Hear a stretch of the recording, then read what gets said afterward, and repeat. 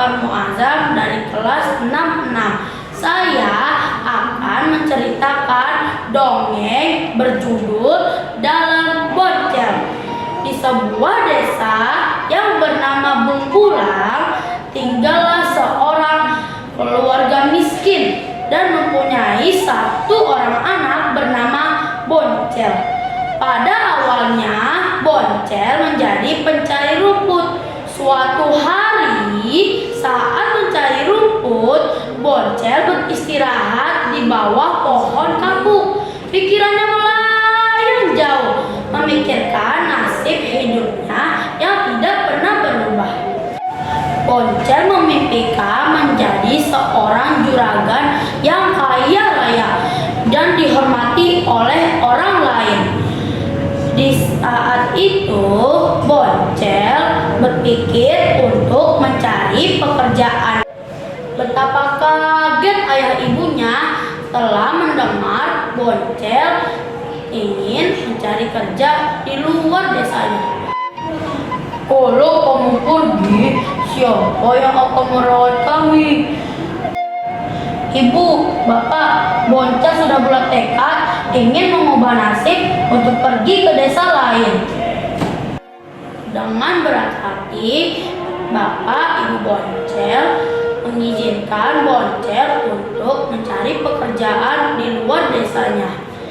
Tibalah Boncel di hutan dan dia melihat rombongan anjing dan seseorang yang sedang mengendarai kuda. Orang itu tidak lain adalah Ki Paninggaran. Ki Paninggaran adalah seorang pemburu ulung. Dia memiliki beberapa ekor kuda dan anjing untuk menemaninya berburu. Untuk apa kamu kesini? Saya ingin mencari pekerjaan, Gan. Memangnya di desamu tidak ada pekerjaan, nak? Saya hanya membantu bapak saya menjadi buruh tani. Kalau begitu, bekerja denganku, mengambilkan rumput untuk kuda-kudaku. Baik, Gan. Hari demi hari, Boncel lalui sebagai pencari rumput untuk kuda juragan. Boncel memutuskan untuk berhenti mencari rumput dan berpamitan kepada juragan. Maaf juragan, saya izin untuk berhenti bekerja karena saya ingin melanjutkan perjalanan saya. Baiklah kalau begitu, Boncel. Akhirnya Boncel meninggalkan desa Cidau dan melanjutkan perjalanannya. Tibalah Boncel sampai di desa yang sangat makmur dan desa itu bernama Desa Caringin. Boncel tidak sadar bahwa dia tidur di halaman seorang sekretaris desa. Sekretaris desa itu lalu membangunkan Boncel. Hai anak muda, bangun, bangun.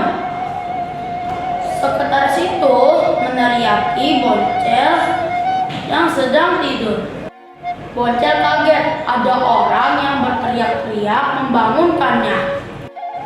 Maaf juragan, semalam saya tidak ada tempat untuk menginap, jadi saya tidur di sini. Semenjak saat itu, Boncel bekerja untuk sekretaris desa Caringin. Pagi-pagi, Boncel mengantar anak juragannya sekolah. Setelah itu, Boncel mencari rumput. Pada malam hari, Boncel diam-diam menemani anak juragannya belajar. Pada saat itu, Boncel memanfaatkan waktu untuk belajar membaca dan menulis. Dan Acep, boleh ikut belajar, Den? Memangnya Mang Boncel mau belajar apa? Mang ingin belajar membaca menulis, Den. Memangnya Mang Boncel belum bisa membaca